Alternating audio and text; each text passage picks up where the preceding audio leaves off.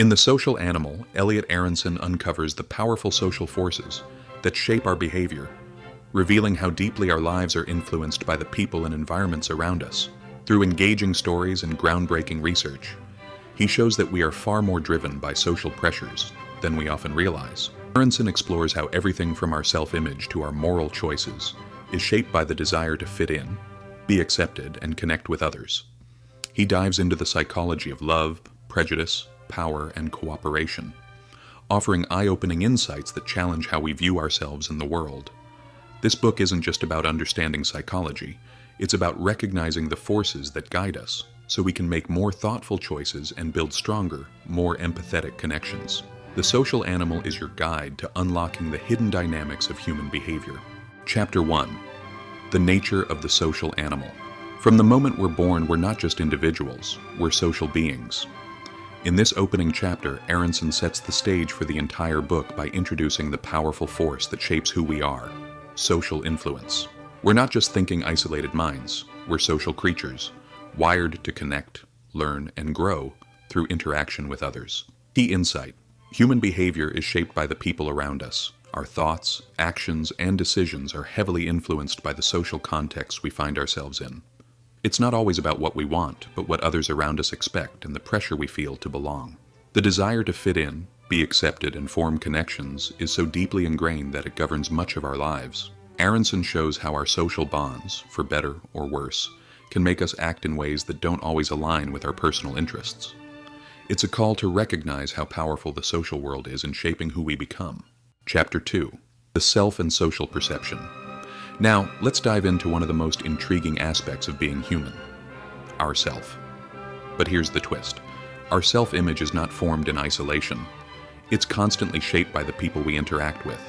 We evaluate our worth by comparing ourselves to others. Key insight: our self-esteem, our sense of worth, isn't something we just decide on our own. We rely heavily on others to help us gauge who we are. Our attitudes, behaviors, and even our moods can be shifted depending on who's around us. Aronson explains the self-serving bias, where we tend to credit our successes to our own brilliance, but blame our failures on external factors.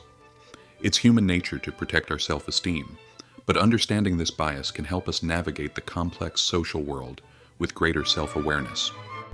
Chapter 3. The Power of Social Influence. Here's where the magic happens. In this chapter, Aronson explores the subtle and not-so-subtle ways others influence our actions. It's all about the power of conformity. From the famous Asch conformity experiments to Milgram's obedience studies, the message is clear. We are far more susceptible to social pressure than we think. Key insight: we often think we're making independent choices, but in reality we're swayed by the people around us, sometimes without even realizing it. Whether it's the desire to fit in or the authority of others, our behavior is often shaped by the expectations of the groups we belong to. Aronson's examples hit home with the powerful idea that we can be pulled into behaviors and choices that don't necessarily align with our own values, simply because we're looking for validation or instruction from others. Understanding these forces gives us the power to think critically about our choices. Chapter 4. Attitudes and Persuasion. Who's influencing whom? Aronson turns the lens to persuasion, the art of changing minds. Whether it's a salesperson, a friend, or an ad campaign, persuasion is all around us. The chapter introduces the idea that attitudes aren't set in stone, they're constantly being molded, and we're the clay. Key insight: the art of persuasion is all about the how and the when. Whether it's through emotional appeals or the credibility of the messenger, our attitudes can be shifted, sometimes without us even noticing. Understanding this gives us the upper hand in shaping not only our own beliefs, but also in influencing others.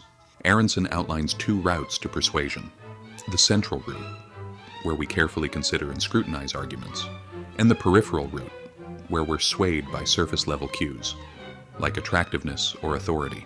This distinction helps us understand when we're being truly persuaded and when we're just being influenced by superficial factors. Chapter 5. The Importance of Group Membership. Humans are hardwired to form groups. It's in our DNA. In this chapter, Aronson explores the essential role groups play in our sense of identity. Whether we're part of a family, a sports team, or a political party, these groups give us meaning, structure, and a sense of belonging. Key insight: our sense of self is deeply connected to the groups we belong to. The stronger our connection to a group, the more it shapes our identity. This leads to in-group favoritism, the tendency to favor those in our group, and outgroup discrimination, the tendency to be biased against those not in our group. The chapter dives into social identity theory, explaining how we derive self-esteem from the groups we belong to. This can have both positive and negative effects, as it can foster unity within groups, but also create divisions and hostility between different groups.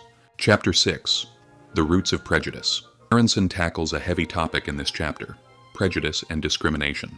Where do these destructive behaviors come from, and why do they persist? The answer lies in how we're socialized and how we perceive those who are different from us. Key insight: prejudice is learned, not innate. It's shaped by the groups we belong to and the stereotypes we absorb. This chapter underscores how deeply ingrained bias can be, and how it manifests in everything from personal interactions to systemic inequalities. Aronson highlights the role of cognitive dissonance in maintaining prejudice. When people act in ways that contradict their stated beliefs, e.g., acting in a discriminatory way but considering themselves non-prejudiced, they often justify it to reduce the uncomfortable feeling of inconsistency. Recognizing this mechanism can help us address prejudice more effectively. Chapter 7. Love and Attraction. Love and attraction, two of the most complex and fascinating topics in social psychology. In this chapter, Aronson unpacks the science behind what draws us to others, what makes us fall in love, and why are we attracted to certain people over others. Key insight: love isn't just about butterflies in your stomach, it's rooted in a combination of physical attraction, proximity, and shared interests. Aronson discusses the idea that we are more likely to form strong bonds with those who share similar values and lifestyles, and with those who are physically close to us. But it's not just about the chemistry. Social exchange theory comes into play here, where relationships are maintained based on a balance of rewards and costs. The more we perceive a relationship as fair and mutually beneficial, the stronger it becomes. Chapter 8. The Dynamics of Conflict and Cooperation. What happens when groups clash? Aronson explores the tension between conflict and cooperation, focusing on how people resolve disagreements. While conflict is inevitable, cooperation is the key to resolving it constructively. Whether it's personal disputes or larger political conflicts, the chapter shows that cooperation isn't just ideal. It's necessary for long-term success. Key insight: the ability to cooperate rather than compete can resolve conflicts and create stronger, more harmonious relationships. By working towards superordinate goals, common objectives that require collaboration, groups can overcome differences and build bridges rather than walls. This chapter highlights that when individuals or groups share a common purpose, they're more likely to work together and build trust, even across previously entrenched divisions. Chapter 9. The Cognitive and Emotional Foundations of Morality. What makes us act morally? In this chapter, Aronson explores the emotional and cognitive foundations of morality, asking why we do the right thing, or sometimes the wrong thing. He explains how emotions like empathy, guilt, and shame shape our moral decisions and guide our actions. Key insight: morality is driven by both our emotions and our reasoning. Our ability to empathize with others leads us to act compassionately, while our internal moral compass helps guide us toward what's right. But we also have a tendency to rationalize immoral actions to reduce discomfort. Moral disengagement allows us to act against our values without feeling guilty. Understanding the emotional and cognitive processes behind moral behavior can help us make better ethical decisions in our everyday lives and foster a more compassionate society. Chapter 10. The Pursuit of Happiness. In the final chapter of the first half, Aronson shifts focus to happiness. What makes us truly happy? Is it wealth, success, or is there something more to it? This chapter explores the ingredients of a fulfilling life, which are surprisingly simple: meaningful relationships and personal growth. Key insight: true happiness isn't about accumulating wealth or status. It's about the quality of our relationships and the sense of purpose we find in our work and interactions. The more we invest in others and in our own growth, the happier and more fulfilled we become. Aronson introduces positive psychology, the study of what makes life worth living. It emphasizes strengths, virtues, and the importance of social connections as the foundation for lasting happiness. The lesson? Happiness is a choice, driven by our relationships and how we engage with the world around us. Chapter 11. The Roots of Power. Power. It's not just a buzzword. It's the invisible force that governs the way we interact with the world.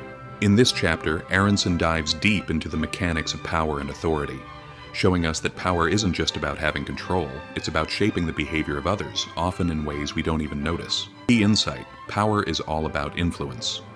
From the leaders we follow to the institutions we abide by, power permeates every aspect of life.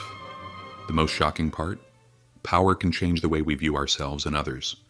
The more power someone has, the more likely they are to view others as tools to be used, rather than individuals with their own thoughts and feelings.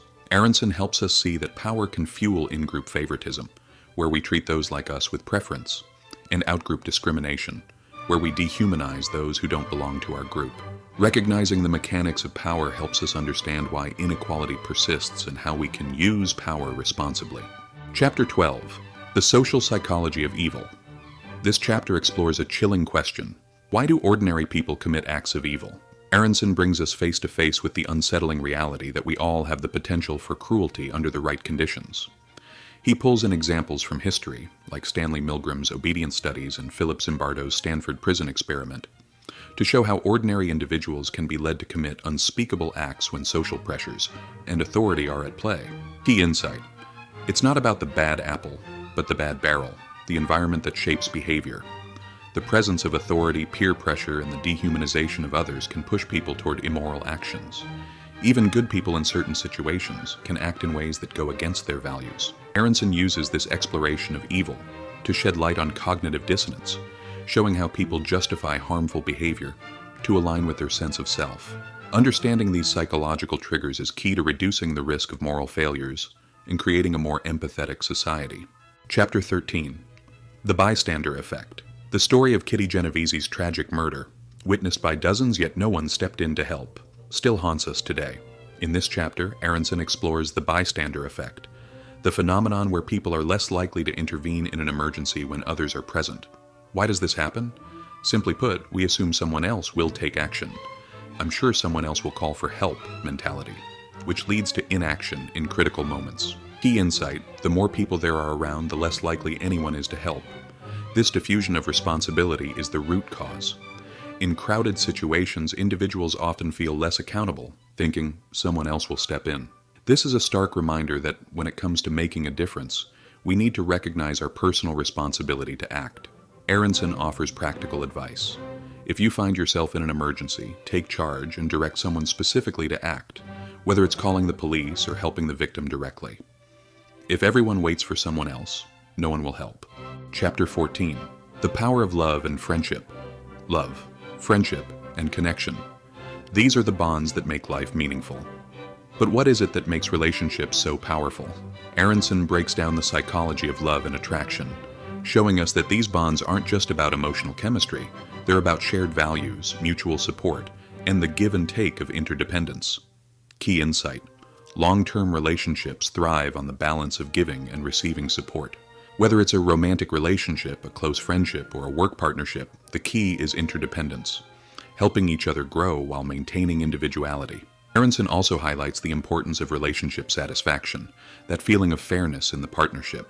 When both partners feel they're contributing equally and benefiting equally, relationships stay strong. This insight can help anyone looking to improve their connections, from romantic partners to friends and colleagues. Chapter 15. The Road to Cooperation. When we think about success, we often think about competition, but Aronson flips that idea on its head in this chapter. He argues that cooperation, not competition, is the key to achieving long-term success both on a personal and societal level. Think about it. When groups work together, they achieve more than when they are constantly at odds. Key insight: cooperation creates more sustainable outcomes than competition. When people or groups come together with a shared goal, they can accomplish far more than they ever could by competing against each other. This idea is particularly powerful when dealing with societal issues, where collaboration can resolve complex challenges like climate change or inequality. Aronson discusses superordinate goals, goals that can only be achieved by working together. These goals serve as a powerful tool to reduce intergroup hostility and promote peace. Cooperation, once the foundation is set, can unlock untapped potential and create harmony in even the most divided situations. Chapter 16. Cognitive Dissonance and Social Change. What happens when our actions don't align with our beliefs? Cognitive dissonance is the psychological discomfort we feel when we hold contradictory thoughts or behaviors. In this chapter, Aronson digs into how cognitive dissonance shapes our actions and how it can be a powerful force for change, both personally and socially. Key insight: Cognitive dissonance is more than just an internal conflict. It's a tool for personal transformation. When people experience this discomfort, they're motivated to reduce the tension by changing their beliefs or justifying their actions. This process can lead to greater alignment between our values and our actions, and can even drive social movements. Aronson shows how social change often occurs when groups or individuals experience cognitive dissonance and are pushed to question their behavior.